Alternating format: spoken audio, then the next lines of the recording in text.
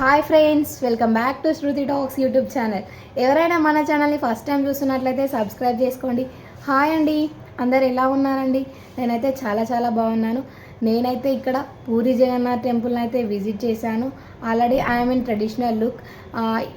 మీరు థంబ్నెయిల్ చూసే ఉంటారు. మీకు ట్రెడిషనల్ లుక్లో ఉన్నారంటే ఖచ్చితంగా ఏదో టెంపుల్నే చూపిద్దామని అనుకుంటున్నారు. ఖచ్చితంగా టెంపుల్నే చూపిద్దాం అనుకుంటున్నానండి మీకైతే. సో ఇంకెందుకు ఆలస్యం, let's get in to the video. మనం ఎక్కడికి వచ్చామో గెస్ చేయండి ఫ్రెండ్స్. ఇదే మన పూరి జగన్నాథ్ టెంపుల్. ఈ టెంపుల్ అయితే మనకి బంజారా హిల్స్ రోడ్ నెంబర్ 12లో ఉందండి. ఇది ఒడిశా రాష్ట్రంలోని పూరి జగన్నాథ్ దేవాలయానికి అనుకరణగా నిర్మించబడింది. అండ్ 2009లో కాళింగ సాంస్కృతిక ట్రస్ట్ ఆధ్వర్యంలో ఈ దేవాలయం అయితే ప్రారంభించబడింది. చూడండి, ఇక్కడ ఎంట్రన్స్లో ఇక్కడైతే భగవద్గీత అయితే పెట్టారు. చాలామంది వచ్చి ఆ భగవద్గీతను అయితే చూస్తున్నారు. సో నేను కూడా భగవద్గీతను చూద్దామని చెప్పేసి వెళ్ళాను. సో అక్కడ వెయిట్ చేశాను, భగవద్గీతను అయితే చూశాను. నెక్స్ట్ ఇదైతే ఎంట్రన్స్ ద్వారము. ఈ దేవాలయం అయితే మనకి 3000 చదరపు యార్డు విస్తీర్ణంలో నిర్మించబడింది. అండ్ దీనిలో 600 టన్నుల ఎర్రరాయిని ఒడిశా నుండి తీసుకొచ్చి నిర్మాణంలో ఉపయోగించారు. దేవాలయ నిర్మాణంలో సుమారు 60 శిల్పులైతే పాల్గొన్నారు. దేవాలయ శిఖరం సుమారు 70 అడుగుల ఎత్తు కలిగి ఉంది. ఇది ప్రధాన ఆకర్షణ. చూడండి, ఈ టెంపుల్ అయితే ఎంత బాగుందో. ఈ టెంపుల్లో ఏ దేవుడు ఉన్నాడో మనమైతే చూద్దాం. ఈ దేవాలయంలో ప్రధానంగా శ్రీ జగన్నాథ్, ఆయన సోదరుడు బాలభద్ర అండ్ సోదరిమణి సుభద్ర విగ్రహాలు అయితే మనకున్నాయి. ఇతర దేవాలయాలలో గణేష్, శివుడు అండ్ లక్ష్మి, హనుమాన్ నవగ్రహాల విగ్రహాలు అయితే ఈ టెంపుల్లో మనకైతే ఉన్నాయి. ఈ దేవాలయంలో ప్రతి సంవత్సరం రథయాత్ర ఉత్సవం ఘనంగా నిర్వహించబడుతుంది. ఈ ఉత్సవంలో వేలాదిగా భక్తులు పాల్గొంటారు. అలాగే దుర్గా పూజ, గణేష్ పూజ, శివరాత్రి, ఉగాది, విషుబ, సంక్రాంతి వంటి పండుగలు కూడా వైభవంగా నిర్వహించబడతాయి. ఈ టెంపుల్ టైమింగ్స్ వచ్చేసి సోమవారం నుండి శనివారం వరకు ఉదయం 6 గంటల నుంచి 11 గంటల వరకు మరియు సాయంత్రం 5 గంటల నుంచి 9 గంటల వరకు ఈ ఆలయం అయితే తెరిచి ఉంటుంది. అండ్ ఆదివారంకి వచ్చేస్తే ఉదయం 6 గంటల నుంచి 11 గంటల వరకు మరియు సాయంత్రం 5 గంటల నుంచి 10 గంటల వరకు ఈ ఆలయం అయితే తెరిచి ఉంటుంది. ఆదివారం 1 గంట సమయం ఎక్కువ తెరిచి ఉంచుతారు. ఈ దేవాలయం దాని అద్భుతమైన శిల్పకళ మరియు ఆధ్యాత్మిక వాతావరణంతో కలిగి ఉంది. సో కావున హైదరాబాద్లో ఇదైతే ఒక సందర్శించదగిన బ్యూటిఫుల్ టెంపుల్గా అయితే మిగిలిపోయింది. సో ఇక్కడ లోపలికి వెళ్తుంటే రైట్ సైడ్లో మనకైతే చాలా షాప్స్ అయితే ఉన్నాయి. షాపింగ్ చేసుకోవడానికి చిన్నపిల్లలని తీసుకొని వస్తే మనకైతే బొమ్మలు అలాంటివి అన్నీ కొనేయడానికి షాప్స్ అయితే ఉన్నాయి.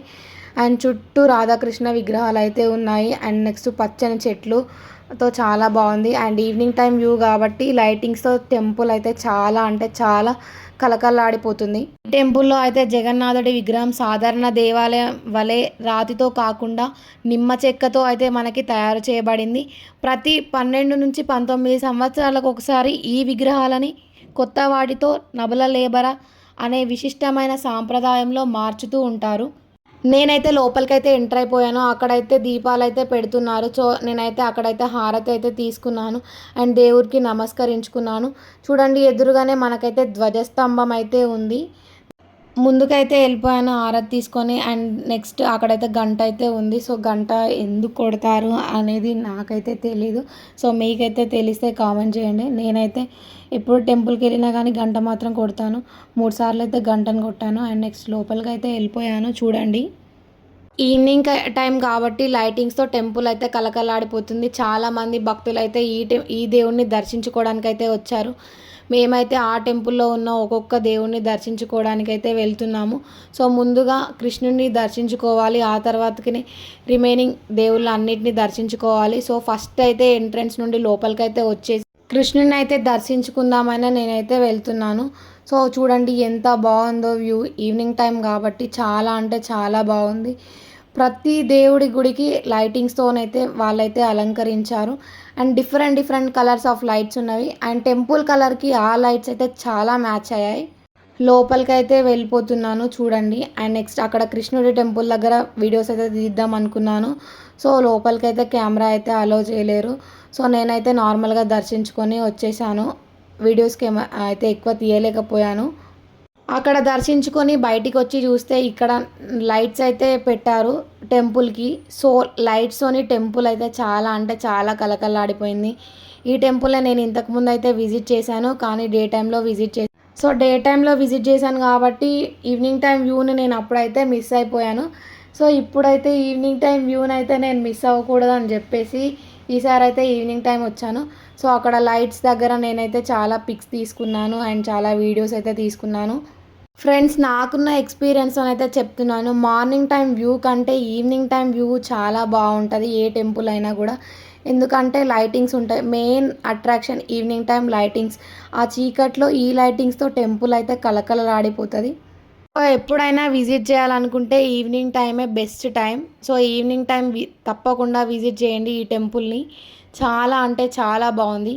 నేను మా ఫ్రెండ్స్తో అయితే ఈ టెంపుల్కి అయితే వెళ్ళాను. చాలా పిక్స్ తీసుకున్నాము, మేము వీడియోస్ తీసుకున్నాము అండ్ చాలా మెమొరబుల్ డేగా మిగిలిపోయింది.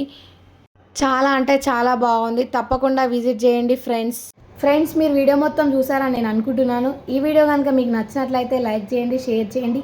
మరిన్ని మంచి మంచి వీడియోస్ కోసం మన ఛానల్ని సబ్స్క్రైబ్ చేసుకోండి. Do support guys.